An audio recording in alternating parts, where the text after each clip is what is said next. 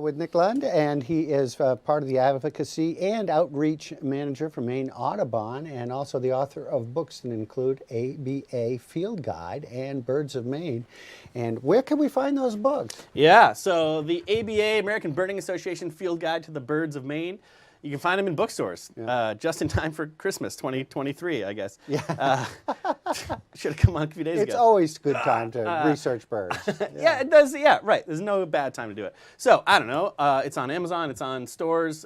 Any good bookstore, I think, should have it now. Now, Andy had a great question, crows versus ravens. Yeah. Tell us the difference. You were talking about birds that could eat yellow-nosed voles. Crows and ravens probably do. Predatory birds.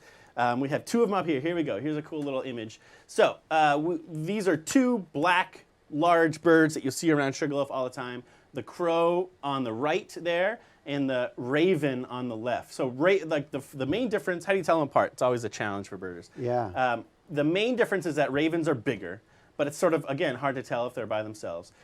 Ravens are one of the best birds there are. Ravens are awesome. They are like sort of sentinels of the north. They fly around. They have this deep squawking call, this like croaking call, where crows have that classic sort of caw call, you know. The main difference is that you look at the tail, and this image doesn't show it as perfectly as I want to, but on a crow, the tail is shorter and sort of cut off, sort of flat at the end, but a raven has a big, long, sort of bell-shaped tail at the end. This bird is sort of flared it out. You can't really tell. But if you see them in flight, a raven has a longer sort of bell-shaped tail that is much different than a crow. Can a raven and a crow tell themselves apart, or do they mate, or do they? Probably they can, because they don't mate with each other, as far as I've ever heard.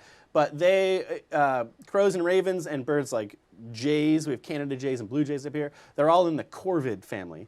The smartest family of birds on Earth. I mean, you've probably heard of crows like solving puzzles or whatever. Yeah.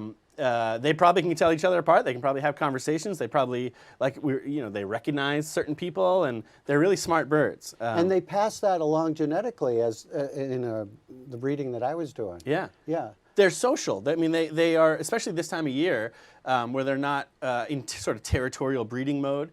They're very social, and so they talk to each other. They share information about where the best dumpsters are or whatever, different food, and so they communicate and pass it on to their children and pass it on to, who knows, us probably. And if you go out and yell, "Get out of the trash," they'll remember that. They will, yeah. and they'll probably say no. That's right. They'll probably say, "No, you leave have me good alone." trash. Yeah, I'm hungry. Yeah. Well, thank you so much, Nick Lund. Sure. Maybe you want to check out some of his books, and we also have an interview that Nadine did with you as well, and we appreciate you being here and talking birds. Love to have you on again. I'm around. Good to that see you, sounds Greg. great. Thank you very much. I know you got to fly.